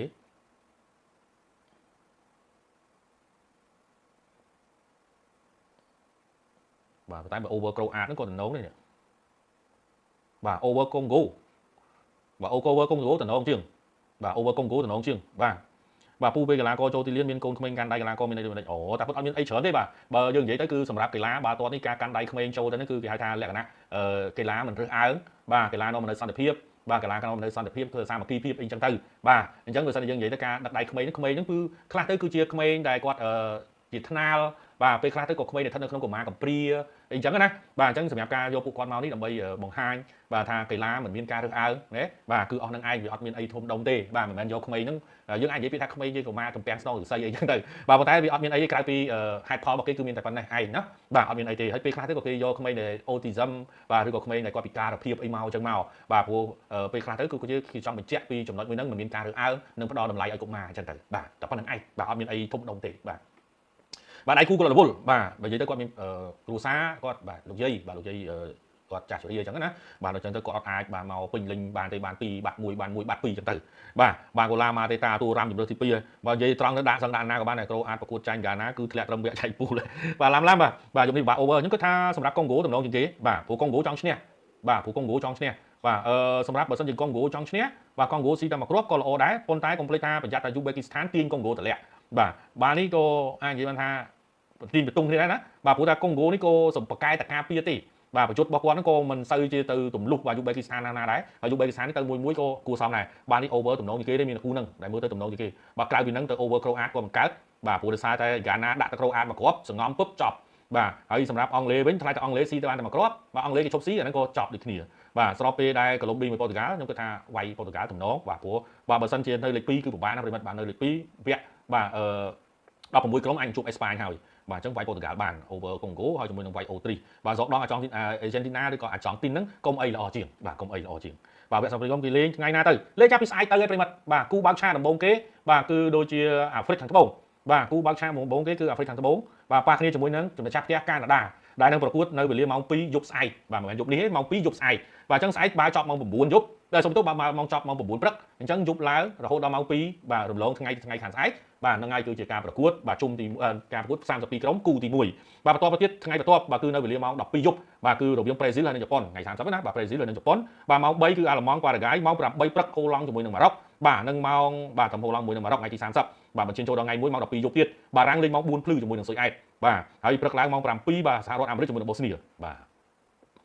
បាទចាន់រត់បាទលទ្ធផលទីអង់គ្លេសឈ្នះប៉ាណាម៉ាលទ្ធផល3-0អាយ៉ាបាទអាសង់ទីនឈ្នះសកដងលទ្ធផល3-0ប៉ូទុយហ្គាល់ឈ្នះកន្លង2-1ខ្ញុំគិតថាប៉ូទុយហ្គាល់ឈ្នះ2-1ហ្នឹងទំនងជាងគេបាទអាសង់ទីនឈ្នះសកដង3-0ហ្នឹងបាទតែអាសង់ទីនគេចង់លេងអត់ប្រយ័ត្នអាសង់ទីនគេដាក់តែបំរុងលេងបាទហើយអាចនិយាយបានថាគាត់លេងលក្ខណៈធម្មតាព្រោះថាអាសង់ទីនគឺគាត់បាទឡើងលេខ1ហើយបាទហើយសម្រាប់សកដងក៏គេធ្លាក់ហើយដែរបាទអញ្ចឹងអត់មានអីត្រូវប្រមាថទេបាទហើយសម្រាប់អង់គ្លេសបាទក៏ប្រយ័ត្នប្រយែងដែរបាទព្រោះតែអង់គ្លេសនេះគឺគាត់សុំត្រឹមតែមួយឈ្នះទេតិចគ្រាប់ក៏បានដែរស៊ីតែមួយគ្រាប់ក៏គាត់មាន3ពិន្ទុដែរបាទអញ្ចឹងណាបាទប្រយ័ត្នមែនតើវាយក្រូអាតអង់គ្លេសនិងប៉ូទុយហ្គាល់បាទខេមរ៉ាដូចខ្ញុំនិយាយមិញអញ្ចឹងសម្រាប់អង់គ្លេសគឺគាត់បាទល្អហើយប៉ុន្តែយប់នេះជ័យច្រើនខ្លាចតែគាត់ស៊ីមិនច្រើនអញ្ចឹងណាបាទយើងឃើញការប្រកួតមុនបាទមើលទៅបាទលេងបាទឡែកមើលទៅគាត់លេងបែបលំហែណាបាទអត់ទាន់បង្ហាញអ្វីដែលជារបស់អង់គ្លេសពិតប្រាកដបាទប្រហែលហ្នឹងបាទ យូបេគីស្ថានចង់បាន3ល្អណាទៅស៊ីអីណា8-0ឡើងទៅបាទទៅនិយាយអីបាទទៅស៊ីបាន8-0នោះបាទរ៉ៃបាទស្ដីទៅកាន់ Mr. Ryan បាទចង់ឲ្យ under 3កន្លះអង់គ្លេសបាទឲ្យកន្លះបាទប៉ូទុយហ្គាល់មិនដែរបាទបានបាទ Mr. Ryan ទំនងបាទទំនងបាទពូត្រូបាទឡាំបាទយើងពូបាទសងទីនចង់ស៊ី7-0ក៏បានដែរនៅខំឲ្យកន្លងពីគេចង់សាច់ដុំទៅអីបាទហ្នឹងហើយបាទតាទីកូនមានតាណាបាទនៅចិត្តហ្នឹងបាទលឹមសុភ័ក្របាទសង្ស័យបារាំង vs សងទីនជួបគ្នា final ទេបាទអញ្ចឹងយើងកុំឲ្យខាតពេលវេលាខ្ញុំនិយាយអំពីគូយប់នេះតែម្ដងទៅប្រិមិត្តបាទគិតមកដល់ពេលនេះផងដែរសម្រាប់ក្រុមដែលស្វែងរកបាទនឹងត្រូវប៉ះគ្នានោះគឺបានរកឃើញបណ្ដាហើយបាទសម្រាប់ជំនាញខាងឆ្វេងគឺមានអាល្លឺម៉ង់បាទជាមួយនឹងប៉ារ៉ាហ្គាយបាទសុំទោសបាទហើយមានបារាំងជាមួយនឹងស៊ុយអែតបាទក៏ដូចជាកាណាដាត្រូវប៉ះគ្នាជាមួយនឹងអាហ្វ្រិកខាងត្បូងបាទហូឡង់បាទត្រូវប៉ះគ្នាជាមួយនឹងម៉ារ៉ុកបាទគណៈពេលដែលបាទគូទៀតរងចាំការប្រកួតយប់នេះបាទរហូតដល់ព្រឹកស្អែកគឺលេខ2ពូល K ជាមួយលេខ2ពូល L បាទន័យថាលេខ2ពូលប៉ូទុយហ្គាល់ហើយជាមួយលេខ2ពូលអង់គ្លេសប៉ះគ្នាបាទហើយសម្រាប់អេស្ប៉ាញបាទគឺកំពុងតែរងចាំបាទលេខ2ពូល J បាទអញ្ចឹងកំពុងរងចាំលេខ2ពូល J បាទអញ្ចឹងលេខ2ពូល J អាចនឹងអូទ្រីសឬក៏អាហ្សេរីបាទអេស្ប៉ាញកំពុងចាំបាទហើយក្នុងផងដែរគឺសម្រាប់សហរដ្ឋអាមេរិកបាទត្រូវប៉ះគ្នាជាមួយនឹងបូស្នីបាទក៏ដូចជាបែលហ្សិកក៏នៅរងចាំអ្នកលេខ3ដែរសម្រាប់បែកខាងស្ដាំវិញប្រេស៊ីលត្រូវប៉ះជាមួយនឹងជប៉ុនបាទន័រវេត្រូវប៉ះជាមួយនឹងកូតឌីវ៉ាបាទគណៈពេលដែលមេស៊ីកូក៏នៅរងចាំអ្នកលេខ3ដូចគ្នាបាទហើយសម្រាប់បាទលេខ1ពូ L បាទដែលមិនដឹងថាចាអង់គ្លេសឬក៏ក្រូអាតឬក៏អ្នកណាទេបាទរងចាំអ៊ុតមើលបាទហើយក៏ដូចជាអាសង់ទីនបានប៉ះគ្នាជាមួយនឹងបាទកាបឺតបាទកាបឺតបាទហើយអូស្ត្រាលីទៅប៉ះគ្នាជាមួយនឹងអេហ្សិកបាទក៏ដូចជាបាទស្វីសក៏នៅរងចាំគូលេខ1ពូ K គឺជាពូរបស់ប៉ូទុយហ្គាល់និងកូឡុំប៊ីនេះឯងបាទត្រូវប៉ះគ្នាជាមួយនឹងលេខ3ដូចគ្នាបាទចឹងសម្រាប់ក្រុមរកឃើញហើយខ្ញុំនិយាយពីសាច់រឿងរបស់កូរ៉េខាងត្បូងបន្តិចជូនទៅកាន់ប្រិមិត្តនៅក្នុងយប់នេះបាទការពីម្សិលមិញគឺតាពិតអត្រានៅសល់រហូតដល់ 5% បាទប៉ុន្តែបាទដោយសារតែសេនីហ្គាល់នោះស៊ីមែនតើមកស៊ីរហូតដល់5គ្រាប់សេនីហ្គាល់នៅពីលើទៅហើយអ្វីដែលមិនស្មានគឺកាប់បាទកាប់វ៉ែតហ្នឹងបាទគឺអត់បាទស៊ីទេសុកចិត្តស្មើដើម្បីឲ្យបាន3បន្ទុកបាទនៅពីលើបាទនៅបាន4បន្ទុកស្មើទៅបាទនៅបន្ទាប់ចឹងទៅទៀតបាទប៉ុន្តែបាទកាប់វ៉ែតធ្វើបានប៉ុណ្ណឹងប៉ុន្តែអ៊ុយរ៉ាហ្គាយទេបាទអ៊ុយរ៉ាហ្គាយនេះវិញបាទដែលចាញ់អេស្ប៉ាញអញ្ចឹងបាទកូរ៉េខាងត្បូងបាទអរគុណអេស្ប៉ាញទៅបាទកុំអីហ្នឹងកូរ៉េខាងត្បូងគឺត្រូវធ្លាក់បាត់ហើយបាទប៉ុន្តែសម្រាប់គូបន្ទាប់ទៀតនោះនៅក្នុងយប់នេះសម្រាប់កូរ៉េខាងត្បូងឈរលេខទី8ណាប្រិមិត្តអញ្ចឹងគាត់រំពឹងមាន3ក្រុមបាទគឺមានក្រូអាតអាល់ហ្សេរីហើយជាមួយនឹងកុងហ្គោយប់នេះប្រសិនបើកុងហ្គោអត់អាចយកឈ្នះបានបាទជាមួយនឹងបាទយូបេគីស្ថានទេបានត្រឹមស្មើបាទនោះមានន័យថាសម្រាប់កូរ៉េខាងត្បូងគឺចំណេញមួយប្រទេសទៀតហើយបាទបច្ចុប្បន្នគាត់ចំណេញគឺគាត់ស្ថិតនៅពីលើចំនួន2ប្រទេសគឺស្កុតឡែនហើយនិងអ៊ុយរ៉ាហ្គាយបាទអញ្ចឹងបើកុងហ្គោអត់ឈ្នះទេស្មើកុងហ្គោមានតែ2បន្ទុកស្ថិតនៅក្រោមកូរ៉េខាងត្បូងស្របពេលដែលអាល់ហ្សេរីដូចគ្នាដែរបាទអាល់ហ្សេរីគឺជំពាក់រហូតដល់2គ្រាប់អញ្ចឹងប្រសិនបើយប់នេះបាទអូទ្រីសអាចយកឈ្នះទៅលើអាល់ហ្សេរីបាននោះមានន័យថាសម្រាប់អាល់ហ្សេរីក៏នឹងត្រូវស្ថិតនៅក្រោមបាទកូរ៉េខាងត្បូងដែរប៉ុន្តែបារម្ភតែមួយទេសម្រាប់អូទ្រីសនិងអាល់ហ្សេរីគឺក្រុមទាំងពីរនេះនឹងលេងស្មើគ្នាបាទគឺគាត់នឹងមានបន្ទុកបាទដូចគ្នាបាទប៉ុន្តែគ្រាន់ថាអូទ្រីគេនៅពីលើណាព្រោះអូទ្រីគេអត់ទៅពាក់គ្រាប់ទេបាទគួយខ្លួនបាទអញ្ចឹងសម្រាប់ការប្រកួតនេះបាទអូទ្រីចង់ឈ្នះឬក៏ចង់ស្មើបើអូទ្រីស្មើគឺអាល់ហ្សេរីគឺគេបាន4បន្ទុកអីគេស្ថិតនៅលើវិញនៅសល់ការរងចាំអ៊ុតតែមួយក្រុមតែប៉ុណ្ណោះគឺក្រូអាតបាទនេះសម្រាប់ជម្រើសជាកូរ៉េណាបាទគឺចាំអ៊ុតជាមួយនឹងក្រូអាតប៉ាហ្គាណាប្រសិនបើក្រូអាតលេងចាញ់ហ្គាណាឬក៏ក្រូអាតបានត្រឹមតែស្មើក៏ក្រូអាតនៅលើកូរ៉េខាងត្បូងដែរណាបាទប៉ុន្តែក្រូអាតបាទមានការព្រួយបារម្ភបាទក្រូអាតក៏មានការព្រួយបារម្ភដែរប្រសិនបើក្នុងករណីអាល់ហ្សេរីគេបាន4បន្ទុកណាហើយសម្រាប់បាទអាល់ហ្សេរីគេបាន4បន្ទុកបាទហើយកុងហ្គោបាទគេបាន4បន្ទុកដែរបាទហ្នឹងហើយបាទក្រូអាតក៏រៀងភ័យដែរបាទព្រោះតែក្រូអាតបច្ចុប្បន្នក៏គេចម្ពាក់មួយគ្រាប់ដែរបាទចម្ពាក់មួយគ្រាប់ដែរបាទអញ្ចឹងអាល់ហ្សេរីបើសិនជាអាល់ហ្សេរីឧទាហរណ៍ថាគេស្មើក៏អាល់ហ្សេរីក្រោមក្រូអាតវិញទេអត់អីបាទអាល់ហ្សេរីស្មើក្រោមក្រូអាតប៉ុន្តែកុងហ្គោបាទចម្ពាក់មួយគ្រាប់បាទហើយតែបើសិនជាកុងហ្គោឈ្នះកុងហ្គោលេងចម្ពាក់អាចមានអីទៀតបាទអញ្ចឹងសម្រាប់កូរ៉េមកដល់ពេលនេះគឺនៅសល់តែ 0.1% តែប៉ុណ្ណោះអត្រានៅក្នុងការឡើងទៅលេងវគ្គ32ក្រុមបាទអញ្ចឹងយប់នេះប្រសិនបើចង់ឲ្យកូរ៉េបាទទៅលេងវគ្គ32ក្រុមទី1អូទ្រីសបាទត្រូវស៊ីអាល់ហ្សេរីបាទបន្ទាប់មកទៀតបាទមិនបាច់រំពឹងលើក្រូអាតក៏បានដែរបាទមិនបាច់រំពឹងលើក្រូអាតក៏បានដែរបាទកុងហ្គោគឺស្មើជាមួយនឹងយូបេគីស្ថានឲ្យតែពីរនេះបាទអូទ្រីសស៊ីអាល់ហ្សេរីកុងហ្គោស្មើយូបេគីស្ថានកូរ៉េខាងត្បូងបានទៅលេងវគ្គ32ក្រុមហើយបាទហើយកុំរំពឹងលើក្រូអាតអីក្រូអាតទោះបីជាត្រឹមស្មើជាមួយនឹងហ្គាណាក៏ក្រូអាតគេនៅពីលើបាទកូរ៉េខាងត្បូងរួចបាត់ទៅហើយបាទបច្ចុប្បន្ននេះគឺក្រូអាតនៅពីលើកូរ៉េខាងត្បូងហើយហ្នឹងបាទអញ្ចឹងអត់មានអីប្រហែលទេយប់នេះត្រឹមតែស្មើក៏បាទក្រូអាតនៅលេខរៀងទី3ដែលល្អគួរសមដែរអញ្ចឹងសម្រាប់ការប្រកួតនេះអាចនិយាយបានថាកូរ៉េនៅសល់តែ 0.1% ទេបាទនៅក្នុងការឡើងទៅកាន់វគ្គ32ក្រុមបាទកុំឲ្យតែអូទ្រីសហើយជាមួយនឹងបាទអាល់ហ្សេរីគេបូគ្នាទៅបើពីរអ្នកហ្នឹងបូគ្នាចប់ហើយបាទកូរ៉េត្បូងទៅហើយបាទអត់ទៅណាទេបាទប៉ូទុយហ្គាល់ប៉ះមួយណាសម្រាប់ប៉ូទុយហ្គាល់គឺអត់ទាន់ដឹងទេប្រិមិត្តណោះសម្រាប់ប៉ូទុយហ្គាល់គឺគាត់នៅរងចាំលេខ1ហើយនិងលេខ2ប្រសិនបើប៉ូទុយហ្គាល់លេខ1បាទប្រសិនបើប៉ូទុយហ្គាល់លេខ1ណាបាទគាត់នឹងត្រូវបាទប៉ះគ្នាបាទជាមួយក្រុមលេខ3បាទមានពូល E ពូល I និងពូល L បាទអញ្ចឹងលេខ3ពូល L បាទគឺពូលរបស់អង់គ្លេសហ្នឹងបាទយើងដឹងហើយថាអាចនឹងកុងហ្គោណោះបាទហើយក៏មានពូល I បាទពូលរបស់បារាំងលេខ3នោះហើយជាមួយនឹងពូល E បាទអញ្ចឹងពូល E ពូល I ពូល L បាទពូល E ពូល I ពូល L បាទពូល E គឺ Ecuador បាទពូល I គឺ Senegal បាទ ហើយនឹងចុងក្រោយគឺគូបាទកុងហ្គោនេះឯងបាទក្រូអាតសុំទោសកុងហ្គោបាទក្រូអាតនេះឯងបាទកុងហ្គោចាញ់ក្រូអាតចាញ់អូទ្រីឈ្នះអាចឡើងឯងបាទកុងហ្គោត្រូវការឈ្នះបាទអញ្ចឹងខ្ញុំជម្រាបជូនប្រិយមិត្តថាគូនេះអាចនឹងមានគ្រាប់បាល់ច្រើនបាទមានតែមួយហ្នឹងទេតំណងនឹងមានគ្រាប់បាល់ច្រើនបាទកូរ៉េមិនបាច់ឡើងក៏បានដែរលេងបាល់ទម្រង់កម្ពុជាអញ្ចឹងខ្ញុំមិនយល់អំពីកូរ៉េខ្ញុំមិនដឹងថាតើមកពីកីឡាករឬក៏មកពីលោកគ្រូណាបាទការប្រកួតដំបូងមើលទៅដូចជាស្ទុះស្ទាបាទដល់ឈានការប្រកួតមួយមេស៊ីកូក៏លេងចង់ស្មើមេស៊ីកូពេកបាទអត់ព្យាយាមសម្រុកអត់ព្យាយាមរកគ្រាប់បាទអញ្ចឹងដល់ទៅពេលមេស៊ីកូពេលអាមកគ្រាប់ដែលគេហៅថាមកគ្រាប់ចៃដន្យណាបាទចូលផ្លឹបចប់ចង់តាមទៅតាមលេងតាន់ដែរបាទហើយនៅពេលប្រកួតចុងក្រោយមួយអាហ្វ្រិកខាងត្បូងមើលទៅការប្រកួតអត់ដាក់ស៊ុនចូលលេងប្រយុទ្ធទៀតបាទរហូតដល់តង់ទី2មិនដាក់ទាំងតែខ្លួនឯងនេះគឺអត់ទាន់សុវត្ថិភាពទេបាទបានអីគាត់ស៊ីមកគ្រាប់មុនហើយចាំគាត់គិតរឿងតម្លៃត្រឹមស្មើទៅគាត់ឡើងណាបាទអត់ទេបាទគាត់បែរទៅជាលេងមើលទៅបែបធម្មតារហូតទៅដល់បាទអាហ្វ្រិកខាងត្បូងដាក់មកគ្រាប់មុនចប់អ្វីគ្រប់បែបយ៉ាងគឺលេងទៅកាំងធ្វើអីលេងចេញតែម្ដងបាទសម្រាប់កូរ៉េខាងត្បូងបាទអញ្ចឹងហើយបាទវាអាចនឹងកត្តា2បាទកីឡាករអាចនឹងមិនស្ដាប់តាមគ្រូហើយកីឡាដែលគ្រូហាក់បីដូចជាមើលងាយស្ថានភាពបាទបាទអ៊ីរ៉ង់សម្រាប់អ៊ីរ៉ង់មានអត្រាស្តៀងគ្នាបាទជាមួយនឹងកូរ៉េខាងត្បូងដែរប៉ុន្តែគ្រាន់តែអ៊ីរ៉ង់មានគេថាអតិភិបបាទលើសកូរ៉េបាទមួយក្រុមបាទអញ្ចឹងបើក្នុងករណីបាទយប់នេះណាក្រូអាតស្មើក៏ក្រូអាតបាននៅពីលើបាទបន្តមកទៀតប្រសិនបើអាល់ហ្សេរីស្មើអាល់ហ្សេរីក៏ត្រូវបាននៅពីលើអ៊ីរ៉ង់ហើយនិងកូរ៉េខាងត្បូងប្រសិនបើកុងហ្គោអាចយកឈ្នះបានកុងហ្គោនឹងស្ថិតនៅពីលើបាទអ៊ីរ៉ង់ហើយនិងកូរ៉េខាងត្បូងអញ្ចឹងយប់នេះប្រសិនបើអាល់ហ្សេរីស្មើកូរ៉េក្រូអាតស្មើហើយជាមួយនឹងកុងហ្គោយកឈ្នះនោះមានន័យថាទាំងអ៊ីរ៉ង់ទាំងកូរ៉េខាងត្បូងនឹងត្រូវហាលអាវជិះយន្តហោះត្រឡប់ទៅកាន់គេហដ្ឋានរៀងខ្លួនបាទហើយឥឡូវគ្រូកូរ៉េឥឡូវត្រូវធ្ងន់ហើយ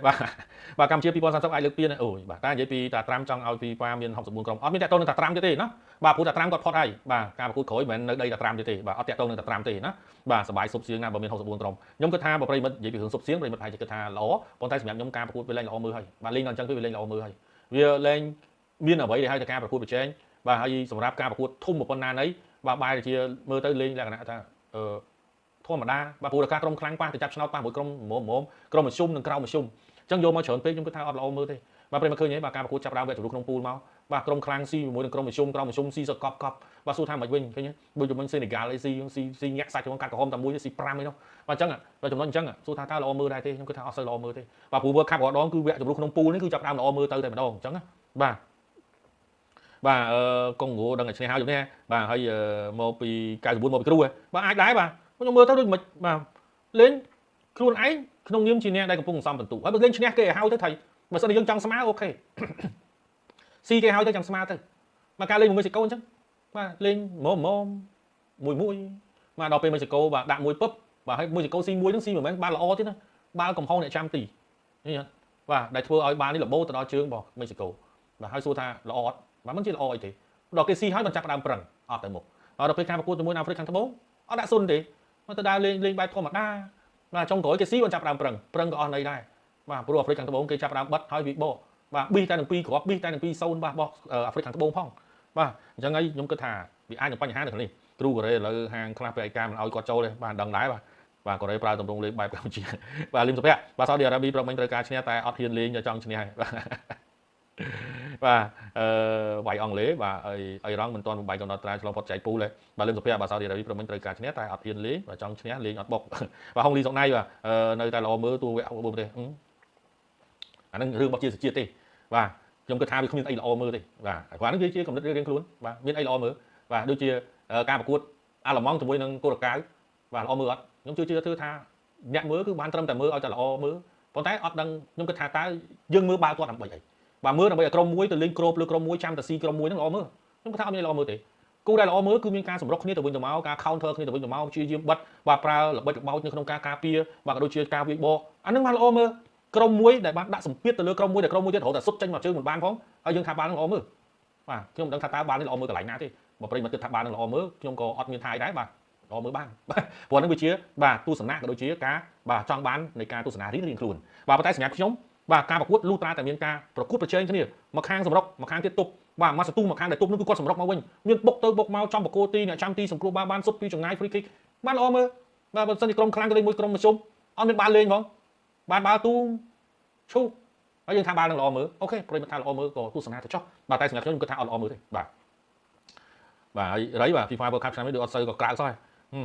បាទហើយមិនមែនមានតែខ្ញុំទេណាប្រិយមិត្ត បើនិយាយអំពី manager ធំបាទទាំងលោក Pep Guardiola ទាំងលោក Jurgen Klopp បាទទាំងអតីតកីឡាករល្អៗជាច្រើនក៏បានលើកឡើងពីរឿងនេះនោះដែរការលេងជំរុះប្រើរយៈពេលរហូតដល់3ឆ្នាំទម្រាំតែស្វែងរកក្រុមដែលនឹងត្រូវទៅលេងការប្រកួតបាទធំបាន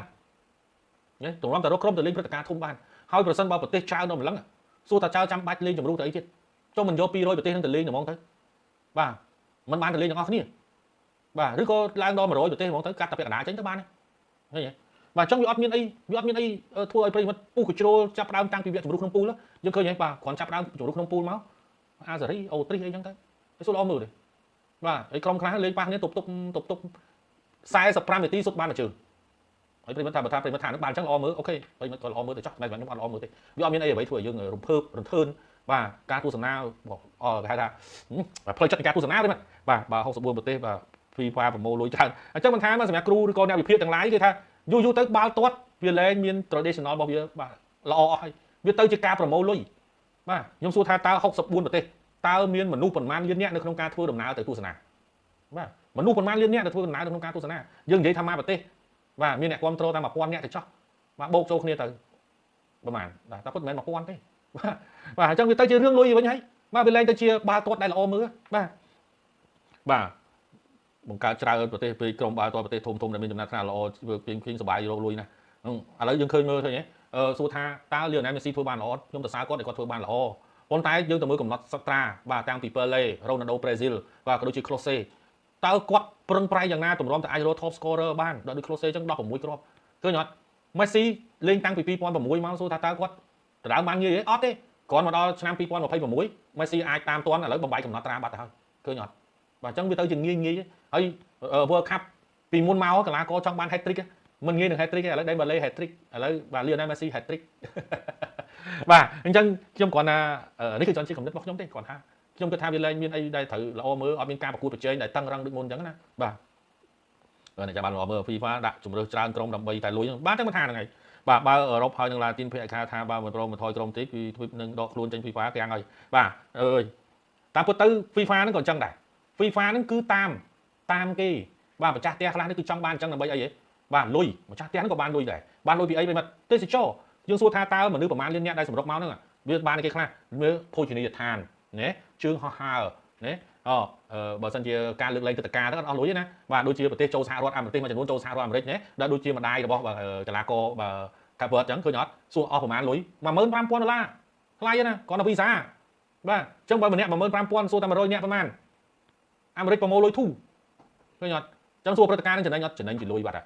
បាទអញ្ចឹងតាំងពីស្ថាគារតាំងពីបដិសណ្ឋារកិច្ចតាំងពីស្ថាគារតាំងពីអាហារដ្ឋានណាហើយមនុស្សទៅដល់បាយប៉ុន្មានពេលមួយថ្ងៃបាយ3ពេលមិនបាយ1ពេលណ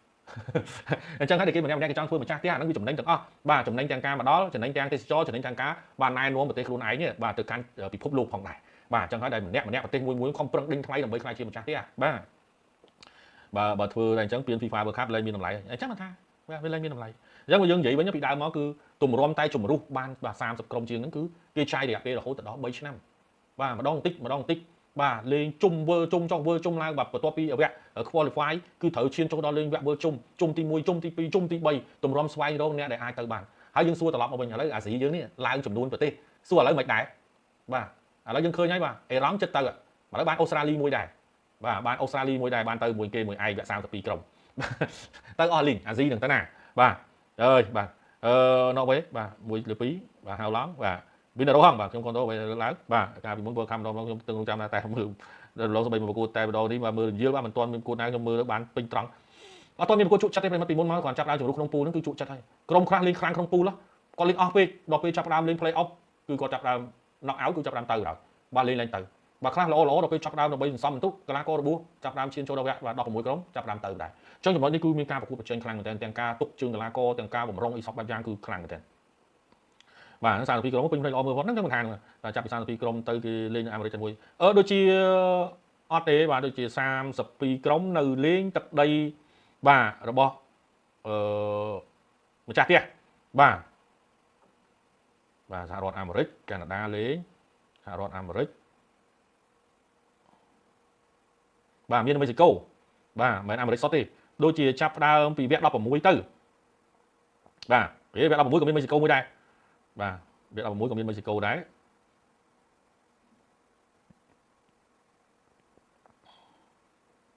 បាទដូចជា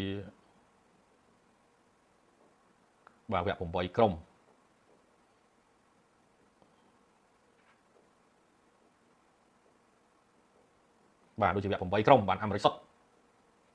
បាទវគ្គ8ក្រុមបានអាមេរិកសុទ្ធណាបាទចាប់ពីខ្ញុំគិតថាជប៉ុនល្អមើលសាច់បាល់ជប៉ុនលេងជក់ចិត្តបាទតោះឥឡូវយើងនិយាយអំពីក្រុមដែលនឹងត្រូវឡើងនោះឲ្យអស់ហើយបាទហើយសម្រាប់វគ្គ32ក្រុមទៅក៏មានការប្រកួតក្នុងមួយថ្ងៃនេះក៏ច្រើនគូដែរណាប្រិមិត្តបាទមិនមែនមួយថ្ងៃតែមួយគូទេបាទដូចជាការប្រកួតខាងស្អែកអញ្ចឹងបាទពីយប់ទៅគឺមានប្រេស៊ីលបាទហើយបន្តមកទៀតម៉ោង3កន្លះគឺមានអាល្លឺម៉ង់បាទម៉ោង8ព្រឹកគឺមានហូឡង់មួយម៉ារ៉ុកណាបាទមាន3គូដែរបាទហើយសម្រាប់ការប្រកួតយប់ថ្ងៃខាងស្អែកបាទគឺចាប់ផ្ដើមវគ្គ32ក្រុមដំបូងគេនោះគឺអាហ្វ្រិកខាងត្បូងប៉ះគ្នាជាមួយនឹងម្ចាស់ផ្ទះកាណាដាបាទចឹងសម្រាប់គូនេះនឹងចាប់ផ្ដើមមុនគេនៅវេលាម៉ោង2បាទខាងស្អែកបាទមិនមែនស្អែកទេបាទខាងស្អែកបាទបើគូthamចិត្តមានច្រើនលេងចង់បានតែលេខ3ល្អអញ្ចឹងបានថាហ្នឹងបាទលេខ3ល្អគាត់យករហូតដល់8ក្រុមនោះមានស្អីទៀតបាទក្រុមចូលរួមច្រើនមានទាំងវិជ្ជមាននិងអវិជ្ជមានតែជុំមិញ3គូត្រូវហើយតែថ្ងៃនេះសុំលេខទៀតមកហើយបាទគូជំនេះខ្ញុំឲ្យគឺខ្ញុំជំរាបជូនប្រិមិត្តវិញថាអត់សូវស្រួលទេតែម្សិលមួយថ្ងៃខ្ញុំឲ្យប្រិមិត្តបាទ3ទៅទាំង3បាទមិនត្រូវទាំង3ទេ3នេះគឺទៅទាំង3បាទអត់មានត្រូវអីមួយបាទអញ្ចឹងយប់នេះខ្ញុំផ្ដល់ជូនឲ្យប្រិមិត្តបាទគឺ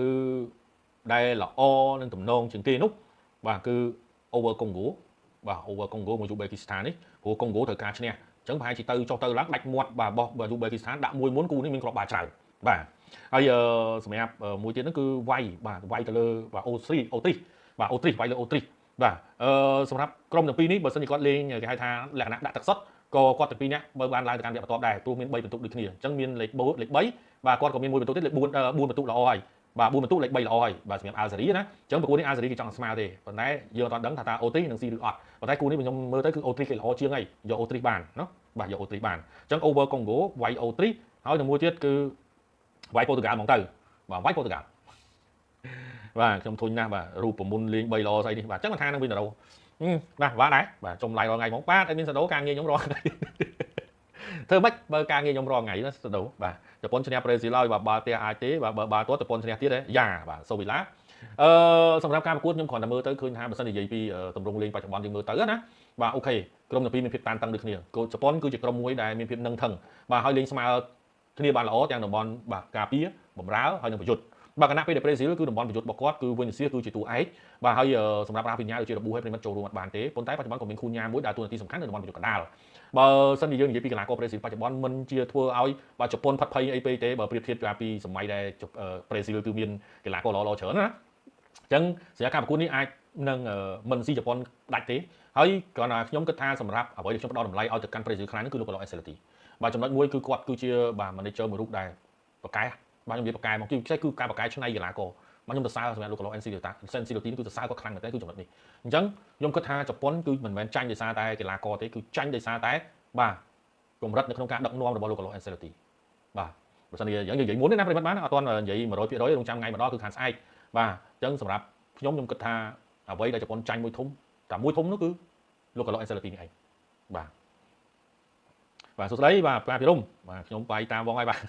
អើយបាទអញ្ចឹងមិនថាបាទយកបច្រាស់តាទៅហ្នឹងហើយសុផលឡុងបច្រាស់ទៅបាទអេរ៉ង់បានឡើងអត់ដូចខ្ញុំនិយាយឡើងវិញអញ្ចឹងណាបាទប្រសិនបើយប់នេះណាបើសិនជាយប់នេះក្រូអាតក៏ឈ្នះបាទកុងហ្គោក៏ឈ្នះបាទអាល់ហ្សេរីស្មើ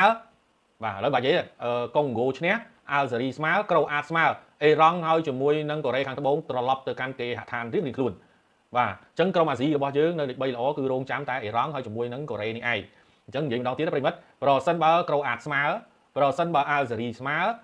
ើហើយកុងហ្គោយកឈ្នះបាទទៅលើយូបេគីស្ថានមានន័យថាបាទទាំងយូបេគីស្ថានទាំងកូរ៉េខាងត្បូងទាំងបា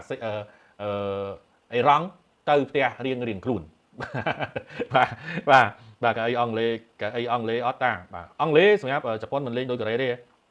យ៉ាងខ្ញុំយល់បាទបងអញ្ចឹងខ្ញុំនិយាយថាសម្រាប់កីឡាករអត់មានការព្រួយបារម្ភទេបាទសម្រាប់កីឡាកររបស់ប្រេស៊ីលប៉ុណ្ណេះណាអ្វីដែលខ្ញុំព្រួយបារម្ភតែមួយទេគឺដោយសារតែការដឹកនាំរបស់លោកកូឡូអេនសេលទីមិនអាចនិយាយរួមយើងមិនអាចប្រកែកបានសម្រាប់រឿងរ៉ាវនេះព្រោះតែគាត់ទៅណាគឺគាត់បានជួយកែច្នៃបាទក្រុមនោះគឺបានល្អមែនតើវាជារឿងដែលមិនអាចប្រកែកបានអញ្ចឹងសម្រាប់ការមកនេះខ្ញុំគិតថាត្បិតតែជប៉ុនបាទបើសិនជាយើងនិយាយគាត់តែប្រេស៊ីលបាទមានកម្រិតខ្ពស់ជាងទៅពិតមែនប៉ុន្តែខ្ញុំជឿជាក់ថាប្រេស៊ីលជប៉ុនមិនដាច់ស្រួលទេបាទ បាទហើយវិញទៅខ្ញុំគិតថាប្រហែលជាមានតែខ្ញុំទេដែលមិនសូវរំភើបជាមួយ World Cup លើកនេះតែមានអ្នកគិតបែបនេះច្រើនដែរបាទអើយសាំញ៉ាំមកប្រិមត្តអើយបាទបើសិនជាយើងនិយាយពីមុនមកយើងថាចំណាយពេលរយៈពេល1ខែបាទយើងហត់ប៉ុន្តែការប្រកួតវាចាប់ដើមពីល្អមើលប្រកួតនឹងមើលយប់នឹងហើយចង់មើលយប់ស្អែកទៀតបាទប៉ុន្តែលើកហ្នឹងមើលយប់ហ្នឹងហើយអើយអត់ចង់មើលយប់ស្អែកទៀតទេវាអញ្ចឹងបាទខ្ចីដង្ហើមគេដកមិនស្រួលទេអញ្ចឹងបានថានឹងសុខជៀនមើលតាំងពីម្សិលមួយថ្ងៃបាទខ្ញុំជម្រាបជូនប្រិមត្តថាកូរ៉េមានឱកាស80ទៅ90%បាទដល់ពេល Ecuador ត្រូវបានអាល្លឺម៉ង់ជួយបាទមានស្អីទៀតទៅបណ្ដោយហើយប៉ារ៉ាហ្គាយគេសុំតែមកស្មើគេសុំតែមកស្មើកូរ៉េចាប់ដើមធ្លាក់ទឹកតែម្ដងកាលពីម្សិលមិញខ្ញុំជម្រាបជូនប្រិមត្តថាបើអេស្ប៉ាញជួយអេស៊ីបជួយបាទកូរ៉េនេះអត្រាខ្ពស់ណាស់បាទបើព្រឹកមិញបាទអេស្ប៉ាញជួយអេស៊ីបជួយបាទកូរ៉េនឹងថឹងបាត់ហើយបាទនៅយុគនេះហូបាទតែស្ដាយមែនតើបាទអេស្ប៉ាញជួយបានតែមួយកូរ៉េគឺអេស្ប៉ាញជួយបានមួយតែអេស៊ីបជួយអត់បានបាទហើយមិននឹកស្មានទេដែលស៊ីនីហ្គាល់នោះទៅស៊ីអ៊ីរ៉ាក់កប់សេរីប៉ុណ្ណឹងបាទអញ្ចឹងបើអញ្ចឹងពីម្សិលមិញខ្ញុំនិយាយថាមានឱកាស 5% ថ្ងៃនេះកូរ៉េនៅសល់តែ 0.1% ទេបាទអស់លេងហើយបាទតែសួរមួយតើអង់គ្លេសអាចលេងបានអត់សម្រាប់អង់គ្លេសគាត់ឈ្នះប៉ុន្តែជែកដាច់អត់ខ្ញុំមិនហ៊ានធានាទេបាទព្រោះដោយសារតែហេតុអីប្រិមត្តបាទអង់គ្លេសគឺគាត់ឈ្នះតែមួយគ្រាប់ក៏គាត់ឡើងនៅទម្រង់កំពូលតារាងបើគាត់ស្មើបាទគាត់ចាំអ៊ុតណោះបើគាត់ស្មើគាត់ចាំអ៊ុតបាទអញ្ចឹងសម្រាប់អង់គ្លេសគឺស្មើបន្ទុកមួយហ្គាណាលុះត្រាតែហ្គាណានឹងឈ្នះបាទទៅកាន់ក្រូអាតបានអង់គ្លេសនេះភ័យព្រោះអ្នកនៅលេខ2នេះត្រូវប៉ះជាមួយនឹងអ្នកលេខ2ពូខេប៉ុកទូហ្គាល់អញ្ចឹងអង់គ្លេសគឺត្រូវតែឈ្នះបាទព្រោះខ្លាចថាគីឡូបាទប៉ុន្តែដោយសារពូខុសគ្នាបាទអញ្ចឹងប៉ុកទូហ្គាល់លេងមុនអញ្ចឹងអង់គ្លេសនេះមានសិទ្ធិសម្រេចទៀតប្រិយមិត្តឃើញទេបាទអង់គ្លេសមានសិទ្ធិសម្រេចបាត់ហើយនេះបាទព្រោះប៉ុកទូហ្គាល់លេងមុនអញ្ចឹងទៅពេលប៉ុកទូហ្គាល់លេងមុនឧទាហរណ៍ថាប៉ុកទូហ្គាល់លេខ1កូឡុំប៊ីលេខ2បាទមិនស្រួលហ្នឹងអង់គ្លេសគេសម្រេចចិត្តថាចង់នៅលេខ2ល្អជាងអញ្ចឹងបាទលេខ3ល្អហ្នឹងអញ្ចឹងវាអញ្ចឹងវាពិបាកអញ្ចឹងនេះប្រទេសនីមួយៗមានសិទ្ធិដើម្បីសម្រេចជោគវាសនាខ្លួនឯងនៅចំណុចហ្នឹងគឺពិបាកអញ្ចឹងបាទដូចយុគនេះអាល់សេរីខ្ញុំឲ្យអូទ្រីសមែនតែខ្ញុំជម្រាបជូនប្រិយមិត្តឲ្យអស់ថាអាល់សេរីនិងអូទ្រីសហ្នឹងឲ្យតែស្មើគ្នាគាត់ទាំងពីរអ្នកឡើងទាំងពីរនេះចំណុចហ្នឹងអានេះគឺជាចំណុចពិបាកបាទបើថាចាញ់ធ្លាក់មកអាហ្នឹងស្រួលបាទហ្នឹងហើយបាទបូយស្វីត55បាទជេកខ្ញុំឲ្យមិញហើយបាទគូល្អជាងគេយុគនេះគឺ over Congo បាទ over Congo វាយអូទ្រីសហើយជាមួយនឹងវាយប៉ូទុហ្គាល់បាទព្រោះប៉ូទុហ្គាល់ប្រសិនបើគាត់អត់អាចយកឈ្នះទៅលើកូឡុំប៊ីបានទេបាទគាត់ត្រូវនៅកន្លែងដែលតានតឹងបាទគាត់នៅត្រូវកន្លែងដែលតានតឹងជាពិសេសគាត់នឹងអាចនឹងជួបជាមួយនឹងអេស្ប៉ាញវគ្គ16ក្រុមតែម្ដងបាទប៉ុន្តែបើសិនបើគាត់នៅបានលេខ1គូធំរបស់គាត់នឹងត្រូវប៉ះគ្នាជាមួយនឹងអាសង់ទីននៅវគ្គ8ក្រុមចុងក្រោយបាទបើសិនជាគាត់ឈ្នះដូចគ្នាអញ្ចឹងណាតែចង់និយាយថាជៀសវាបំផុតទេប៉ះជាមួយក្រុមខ្លាំងប៉ុន្តែគាត់ថាទៅបានជ្រៅបាទបើសិនជាគាត់នៅលេខ2គាត់ត្រូវប៉ះជាមួយនឹងលេខ2ពូលអង់គ្លេសហើយបាទគាត់ត្រូវនឹងត្រូវប៉ះជាមួយនឹងអេស្ប៉ាញទៀតនៅវគ្គ16តែប៉ុន្តែបើសិនបើមកខាងនេះគាត់ត្រូវប៉ះជាមួយនឹងអាសង់ទីនទេបាទវគ្គ8ក្រុមចុងក្រោយបាទអញ្ចឹងខ្ញុំគិតថាប៉ូទុហ្គាល់នឹងអង្គព្រាជាយាមបាទដើម្បីយកឈ្នះលើកូឡុំប៊ីបាទគិតថាទូកូរ៉េខាងត្បូងធ្លាក់តែអេរ៉ង់នឹងឆ្លងចូលលេងវគ្គ32ក្រុមចុងក្រោយបាទអត់ទៀងទេបាទអញ្ចឹងលទ្ធផលបាទកូរ៉េអេរ៉ង់បានឡើងដូចខ្ញុំនិយាយមិញអញ្ចឹងបាទគឺឲ្យតែ2ឲ្យតែមាន2មកបាទអេរ៉ង់ឡើងហើយបាទព្រោះអេរ៉ង់គេនៅលើកូរ៉េខាងត្បូងអញ្ចឹងណាបាទអេរ៉ង់គេនៅលើកូរ៉េខាងត្បូងអញ្ចឹងអេរ៉ង់គេមានលទ្ធភាពជាងបាទអេរ៉ង់គេមានលទ្ធភាពជាងអញ្ចឹងបើសិនជាយុគនេះក្រូអាតស្មើក្រូអាតនៅពីលើអេរ៉ង់នៅជិតកូរ៉េតែប្រសិនបើក្នុងករណីបាទអាល់សេរីស្មើទៀតបាទកូរ៉េធ្លាក់អេរ៉ង់នេះគឺនៅលេខ8អញ្ចឹងបើក្នុងករណីដែលអាល់សេរីបាទដែលកុងហ្គោឈ្នះអេរ៉ង់ធ្លាក់បាទគ្រាន់តែភាគរយរបស់អេរ៉ង់ខ្ពស់ជាងកូរ៉េខាងត្បូងបាទភាគរយរបស់អេរ៉ង់កូរ៉េខ្ពស់ជាងកូរ៉េខាងត្បូងបាទបើប្រៀបធៀបអង់គ្លេសរវាងអង់គ្លេសនិងប៉ូទុហ្គាល់អីអង់គ្លេសលេងមុនដែរបាទខ្ញុំច្រឡំគូច្រឡំអាសង់ទីនបាទអង់គ្លេសលេងមុនបាទជម្រាបជូនប្រិយមិត្តហើយហ្នឹងថាអង់គ្លេសលេងម៉ោង2លេងម៉ោង4បាទអង់គ្លេសលេងម៉ោង4បាទច្រឡំគូអាសង់ទីនបាទខណ្ឌតែបេតុងបាទប្រិយមិត្តបាទគេខុសមកបាទគួចរដ្ឋាបាទសំទោសបាទលើកសុភ័ក្របាទអាសង់ទីនចំអាល្លឺម៉ង់ទឹកភ្នែកសារជប៉ុនប្រេស៊ីលទឹកភ្នែកសារអាល្លឺម៉ង់បាទហ៊ីនតំណាងបាទអាល្លឺម៉ង់គុំកូរ៉េរឿងទម្លាក់គាត់លេង World Cup លើកមុនហ្នឹងឲ្យបាទប្រៀបធៀបកូរ៉េប្រៀបធៀបអង់គ្លេសជាមួយនឹងជំនឿជាតិប៉ូទុហ្គាល់បាទតែពិតខ្ញុំនិយាយតាំងពីដើមមកហើយថាសម្រាប់ជំនឿជាតិប៉ូទុហ្គាល់នៅក្នុងរដូវកាលនេះគឺគាត់សម្បូរតំបន់បម្រើដែលល្អបំផុតបាទស្លាឆ្វេងស្ដាំគាត់ក៏មានល្អបាទនៅតែតំបន់ប្រយុទ្ធកណ្ដាលទេបាទដែលបច្ចុប្បន្នគឺបាទដាក់ Cristiano Ronaldo ប៉ុន្តែបើសិនជាបើបាន Cristiano Ronaldo ដូចមុនទៀតណាកាចវិញបាញ់និយាយរដូវកាលនេះគឺប៉ូទុហ្គាល់កាចមែនតើហើយមានតំបន់ស្លាការពារបាទមិនដែរទៀតបាទចង់មើលទៅដូចជាប៉ូទុហ្គាល់ខ្លាំងខ្លាមែនតើបាទបើប្រៀបធៀបជាមួយនឹងអង់គ្លេសសម្រាប់អង់គ្លេសគឺមានកីឡាករបាទស្មើទ្រីងតែម្ដងបាទពីតំបន់ការពារបម្រើរហូតដល់ប្រយុទ្ធបាទគឺមានកីឡាករដែលនិយាយបានថាបាទស្មើដៃស្មើជើងគ្នាល្អមិនមានខាងណាទៀបជាងខាងណាទេបាទប៉ុន្តែបើសិនជាយើងនិយាយអំពីការលេងរងចាំមើលការលេងសិនប្រិមិត្តព្រោះដោយសារតែក្រុមទាំងអស់ហ្នឹងមិនទាន់បានបង្ហាញសមត្ថភាពពេញទេការបង្ហាញសមត្ថភាពនៅពេលនេះមើលទៅដូចជាមានការលាក់លៀមច្រើនមែនតើបាទសូម្បីតែអេស្ប៉ាញលេងព្រឹកមិញក៏លាក់លៀមដែរអត់បង្ហាញអស់ទេបាទបារាំងបង្ហាញទាំងអស់ព្រោះគាត់ដឹងកីឡាកររូបណាទេព្រោះកីឡាករគាត់ប្រយុទ្ធបានទាំងអស់ដឹងដាក់មួយណាទុកមួយណីបាទដាក់ប៉ុណ្្នឹងនៅតែស៊ីដាក់ស្វែងនេះនៅតែស៊ីទេហ្នឹងណាបាទអញ្ចឹងចាំឈានចូលដល់វគ្គ16ក្រុមឡើងពុតហ្នឹងចាំយើងអាចនិយាយគ្នាបានដែរថាតើ ការលេងនឹងមិនខ្លះអីខ្លះអញ្ចឹងណាបាទអាសងទីនណាអាសងទីនគេលេខ1ហើយអញ្ចឹងចង់ស៊ីមិនចង់ស៊ីស្រីតែគាត់បាទអាសងទីនលេខ1ហើយអញ្ចឹងចង់ស៊ីមិនចង់ស៊ីស្រីគាត់បាទខ្ញុំមិននិយាយបច្ចេកអញ្ចឹងអង់គ្លេសមិនមែនប៉ូទុយហ្គាល់ទេគឺអ្នកកំណត់បាទមិនមែនអង់គ្លេសអ្នកកំណត់ទេខ្ញុំនិយាយបច្ចេកមិញបាទព្រោះអ្នកដែលលេងមុនហ្នឹងគឺអង់គ្លេសបាទអញ្ចឹងអង់គ្លេសលេងហើយនឹងរកអ្នកលេខ2ឃើញទេអញ្ចឹងប៉ូទុយហ្គាល់គេដឹងថាគេត្រូវទៅប៉ះអ្នកណាអញ្ចឹងប្រសិនបើក្នុងករណីដែលអង់គ្លេសលេខ2ប៉ូទុយហ្គាល់ច្បាស់ណាស់មិនចង់ជួបអង់គ្លេសទេបាទព្រោះអ្នកលេខ2ពូប៉ូទុយហ្គាល់ត្រូវប៉ះគ្នាអ្នកលេខ2ពូអង់គ្លេសអញ្ចឹងប៉ូទុយហ្គាល់ត្រូវធ្វើយ៉ាងណាគឺដើម្បីបានលេខ1បាទបើក្រុមទាំងពីរបានលេខ1ដូចគ្នាអត់ប៉ះគ្នាទេបាទនឹងចំណុចហ្នឹងបាទអាសងទីនអាចយកគ្នាច្រើនអត់បាទវិរៈបុតយកគ្នាច្រើនមិនបាទអាចស៊ីច្រើនទេបាទប្រហែលជាមិនច្រើនអត់ដឹងទេប្រិមិត្តបាទសរសៃលើទឹកចិត្តគាត់បើចង់និយាយថាអាសងទីនចង់ស៊ីហើយនេះ3ក៏បាន4ក៏បានតែចង់ស៊ីអត់ខ្លាចគាត់មិនចង់ស៊ីបាទតាមមើលក្រុមណាទប់បារាំងជាប់តោះដឹងទេប្រិមិត្តបាទឡាយពីទូយើងកុំនិយាយណាព្រោះការពី2022ក៏យើងឃើញដែរថាអាសងទីនអាចបាទធ្វើបានល្អជាមួយនឹងបារាំងណាបាទប៉ុន្តែការនោះគឺបារាំងគឺជាដេម៉ាឡេនៅទៅជាអ្នកជំងឺឡើយណាបាទដេម៉ាឡេការនោះនៅអ្នកជំងឺឡើយទេបាទឃើញអឹមបាប៉េមួយដែលស្វាស្វែងប៉ុន្តែដោយការនេះគឺសម្បូរប្រយុទ្ធពេកមានតាំងពីអូលីផងបាទអឹមបាប៉េផងដេម៉ាឡេផងឌូអេទៀតបាទចង់មើលទៅសុទ្ធតែអ្នកលឿនអញ្ចឹងឆ្នាំនេះមើលទៅដូចជាពិបាករកក្រុមដែរបាទអាចនឹងទប់ទល់មួយបារាំងបានណាបាទព្រោះដោយការនេះបារាំងវាល្អខ្លាំងពេកបាទរបស់ប្រយុទ្ធបាទហើយបើកុងហ្គោស្មើឬចាញ់បាទអេរ៉ង់សុវត្ថិភាពអញ្ចឹងខ្ញុំនិយាយតាបាទជាសធាតុខ្ញុំនិយាយហើយតាបាទអេរ៉ង់ធ្លាក់លុះត្រាតែអីខ្ញុំនិយាយមិញហើយអស់ហើយបាទអញ្ចឹងប្រសិនបើក្នុងករណីដែរបាទក្នុងចំណោម3នេះបាទឲ្យតែមាន1គឺអេរ៉ង់គេរួចខ្លួនហើយបាទអញ្ចឹងឧទាហរណ៍ថាអាល់ហ្សេរីបាទលេងអត់ឈ្នះអូទ្រីអញ្ចឹងដូចខ្ញុំឲ្យវាយអូទ្រីអញ្ចឹងគឺអេរ៉ង់គេរួចខ្លួនហើយបាទគេបានទៅលេងបែបបន្ទាប់ហើយបាទនឹងចំណុចហ្នឹងខ្ញុំបាននិយាយឲ្យអស់ហើយរយៈ32ក្រុមចាញ់ធ្លាក់បាទហ្នឹងចាញ់ធ្លាក់បាទយប់ហ្នឹងគេលេងគូណាបងបាទសរុបបាទសម្រាប់គូយប់នេះនិយាយជាការវិភាគជូនប្រិមត្តតិចទៅមុនកម្មវិធីបញ្ចប់បាទយប់នេះសម្រាប់ម៉ោង4ព្រឹកបាទគឺមានក្រុមអាតមួយកាណាប៉ាណាម៉ាមួយអង់គ្លេសលេងមកស្មើមកគ្នាបន្តទៅទៀតម៉ោង6:30នាទីបាទគឺមានកូឡុំប៊ីជាមួយនឹងប៉ូទុយហ្គាល់ហើយកុងហ្គោជាមួយនឹងយូបេគីស្ថាននៅវេលាម៉ោង9ព្រឹកគឺមានអាល់ហ្សេរីជាមួយនឹងអូទ្រីហ្សកដង់ហើយជាមួយនឹងអាសង់ទីនបាទលេងដំណើរគ្នាបាទអញ្ចឹងលេងដំណើរគ្នាក្រុមអាតកាណាប៉ាណាម៉ាហើយនិងអង់គ្លេសបាទលេងដំណើរគ្នាម៉ោង4បាទកូឡុំប៊ីប៉ូទុយហ្គាល់បាទកុងហ្គោយូបេគីស្ថានម៉ោង6:30នាទីដំណើរគ្នាបាទអាល់ហ្សេរីអូទ្រីម៉ោង9ព្រឹកនិងហ្សកដង់អាសង់ទីនម៉ោង9ព្រឹកបាទនៅជប៉ុនទៀតអាឡម៉ង់ក៏ចង់រកមុខដែរបាទវាយប៉ូទុយហ្គាល់បាទអញ្ចឹងគូខ្ញុំឲ្យម្ដងទៀតណាបាទខ្ញុំឲ្យបាទ over កុងហ្គោបាទវាយអូទ្រីហើយជាមួយនឹងវាយប៉ូទុយហ្គាល់បាទ3ហ្នឹងបាទខ្លាយតែមួយទេខ្លាយតែអង់គ្លេសនៅលេខ2ប៉ូទុយហ្គាល់អត់ស៊ីទេបាទប៉ូទុយហ្គាល់សុកចិត្តយកលេខ2យកលេខ1ទេបាទប៉ូទុយហ្គាល់ដឹងតែស៊ីហើយបាទសុំទៅបាទឲ្យបើសិនជាអង់គ្លេសនៅលេខ2ប៉ូទុយហ្គាល់ដឹងតែស៊ីហើយបាទរកអង់គ្លេសតំណងអត់ហ៊ាននិយាយទេប្រិមត្តអើយបាទគូចេះបាទ